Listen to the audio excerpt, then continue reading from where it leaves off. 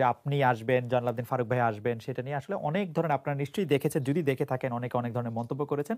তবে আমার কাছে ব্যক্তিগতভাবে যে মন্তব্যটি সবচেয়ে বেশি আসছে সেটি দিয়ে আমি আসলে প্রশ্নটি শুরু করতে চাই।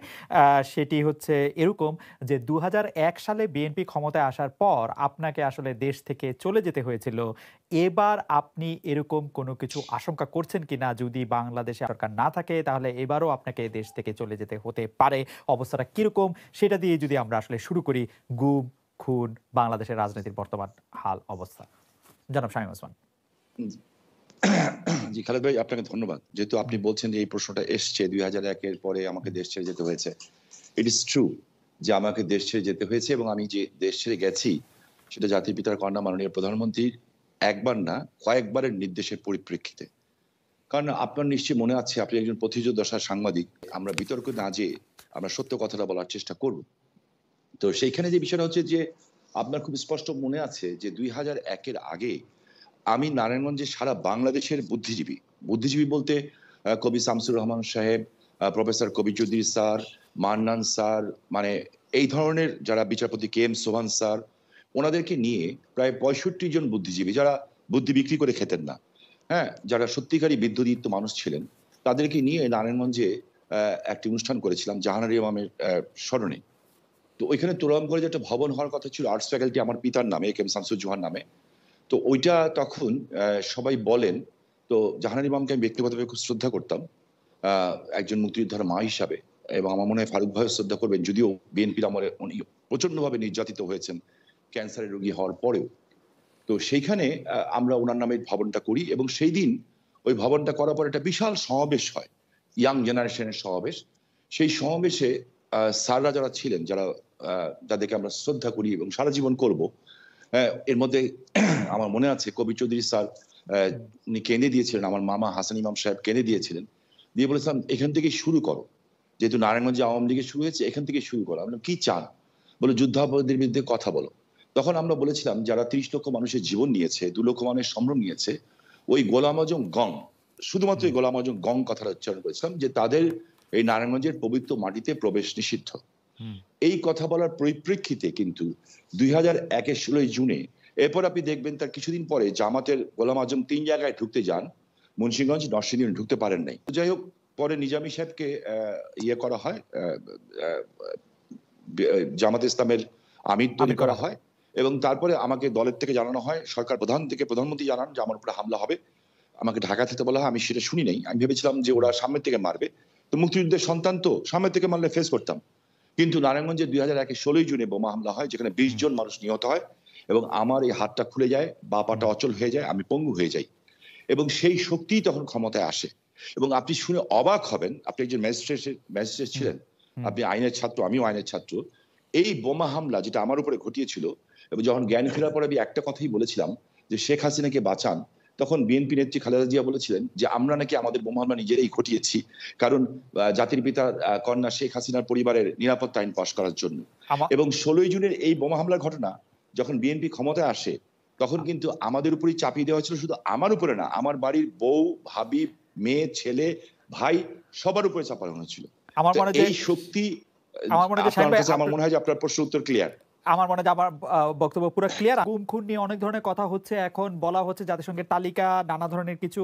আমার প্রশ্ন শুধু মানে বিভিন্ন সময় দেখা গেছে যে আওয়ামী লীগের নেতৃবৃন্দের উপর, এমনকি বর্তমান প্রধানমন্ত্রী শেখ হাসিনার উপর অনেক আক্রমণ হয়েছে, যে আক্রমণ আসলে প্রাণঘাতী ঘটেছে। এরকম একটি আক্রমণের কথা আসলে জনাব শামীম ওসমান এরকম বললেন। আপনার কাছে কি মনে হয় যে এই আক্রমণগুলির কারণ কি? মানে আওয়ামী লীগের উপর এত কার আক্রোশ যে ২০০১ সালের ১৬ জুন নেটের মধ্যে শামীম ওসমানের জনসভার মধ্যে বোমা মারতে হবে, ২০০৪-এর ২১ আগস্ট করতে হবে, দলীয় অফিসে কিবরিয়া সাহেবের মারতে হবে, আসাদুল্লাহ মাস্টারকে মারতে হবে, মানে এটা কার আক্রোশ? আমরা অনেক সময় শুনেছি যে বিএনপি ক্ষমতা থাকলে বিএনপি বলে যে এটি আসলে আওয়ামী লীগের নিজেরা করে। আপনার মতামত একটু শুনতে চাই। না, অবশ্যই এটা তো বিগত ১৬ বছর, আমরা আরো বলি 111 থেকে যেই আমাদের বিরাজনীতিকরণ শুরু হয়েছে, সেই সেই সময় থেকে কিন্তু আমাদের এই রাজনৈতিক সংগ্রামটা, এবং আমাদের বিরোধী দলীয় নেতাকর্মীরা যেই আত্মত্যাগ করেছে, নির্যাতিত হয়েছে, এবং নির্যাতিত হওয়ার পরেও তারা বারবার মাঠে নেমেছে। তারা নামার কারণে কিন্তু একটা রাজনৈতিক পরিবেশ আমরা পেয়েছি, কথা বলার মিনিমাম পরিবেশ কিন্তু আমরা পেয়েছি, যে জায়গায় আমরা নেমে কথা বলতে পেরেছি, এবং এই অভ্যুত্থানেও আমরা সকল রাজনৈতিক দলের সেই ভূমিকাকে স্বীকার করি, এবং তারা ভ্যানগার্ডের মতো ছিল, গুলির সামনে ছিল। এবং ব্যক্তিগতভাবে বললেও কিন্তু ছাত্রদল বলেন বা শিবির বলেন বা বামপন্থী সংগঠন, প্রত্যেকেই আমাদেরকে নানাভাবে সহযোগিতা করেছে। ব্যক্তিগতভাবে আমাদের জীবন রক্ষার্থেও তারা অনেক ভূমিকা পালন করেছে। মানে রেকর্ড করে বলছি, গুম প্রসঙ্গে জাতির পিতা কন্যা শেখ হাসিনা বলেন, কয়েকটি আন্তর্জাতিক সংস্থা গুম খুন নিয়ে কথা বলে, গুমের হিসেবে দেখা যায় গেল সবচেয়ে বেশি গুম জিয়াউর রহমানের আমলে, তারপর থেকেই তো চলছে। আমরা যখন তালিকা চাইলাম ৭৬ জনের নাম দেওয়া হলো, এর মধ্যে এমনও আছে আরেকজনকে শায়েস্তা করতে মাকে লুকিয়ে রেখেছে, কেউ বোনকে লুকিয়ে রেখেছে। আবার ওনার যে বক্তব্য, সেই বক্তব্যের সাথে দ্বিমত করার কথা তো নাই। যেমন বিএনপি নেতা সালাউদ্দিন সাহেব, ওনাকে গুম করা হয়েছে, খুন করা হয়েছে বলা হলো, ঠিক আছে, তো বিএনপি নেতা সালাউদ্দিন সাহেবকে তো পাওয়া গেল ভারতে। আপনি লক্ষ্য করে দেখেন, যেমন আমার বন্ধু সহযোদ্ধা ইলিয়াস আলীকে নিয়ে এখনো কথা হচ্ছে। আমার কাছে রেকর্ড আছে যে মির্জা আব্বাস সাহেব বলেছিলেন তখন যে ইলিয়াস আলীর সাথে বিএনপির তৎকালীন অর্থমন্ত্রী, মরহুম অর্থমন্ত্রী, আল্লাহকে বেহেশত নসিব করুক, সাইফুর রহমান সাহেবের অন্তর্দ্বন্দ্ব আছে, এটা একটি অন্তর্দ্বন্দ্বের শিকার। এই যে কথাগুলি আছে, সো কোনো জিনিস ফাইনালি না হওয়া পর্যন্ত, বিচার বিভাগ দ্বারা মূল্যায়িত না হওয়া পর্যন্ত আপনি তো বলতে পারি না যে who is guilty and who is রং।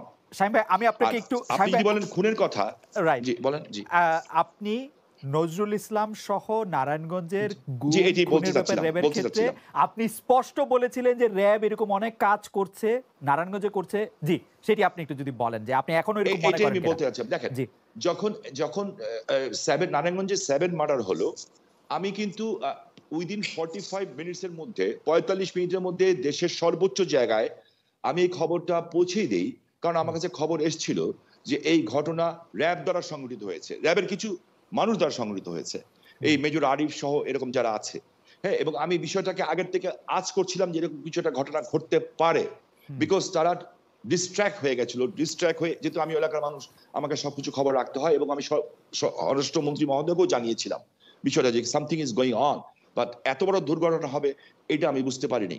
কিন্তু দেখেন, যখন এই ঘটনা ঘটলো, আমি কিন্তু আমার ভয়েস রেজ করেছি, এবং এই জন্য আমার জীবনের শঙ্কা ছিল। কিন্তু আমি সমর্থন পেয়েছি কার? আমি সমর্থন পেয়েছি জাতির পিতার কন্যা মাননীয় প্রধানমন্ত্রী শেখ হাসিনার।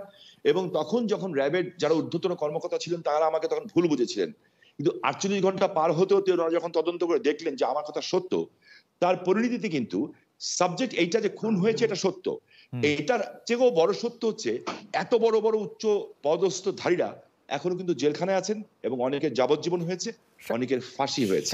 আমরা আমরা এখন যে কোনো সিদ্ধান্ত বা এই ধরনের জাতীয় সিদ্ধান্তের ক্ষেত্রে রাজনৈতিক ঐক্যমতকে সবচেয়ে গুরুত্ব দিচ্ছি। ফলে রাজনৈতিক অন্যান্য দলগুলোরও এই বিষয়ে মতামতের প্রয়োজন আছে। তো সার্বিকভাবে আমরা রাজনৈতিক ঐক্যমত হলে এই বিষয়ে সিদ্ধান্ত নিতে পারি, কিন্তু রাজনৈতিকভাবে একটা ঐক্যমতে পৌঁছাতে পারবো আশা করি।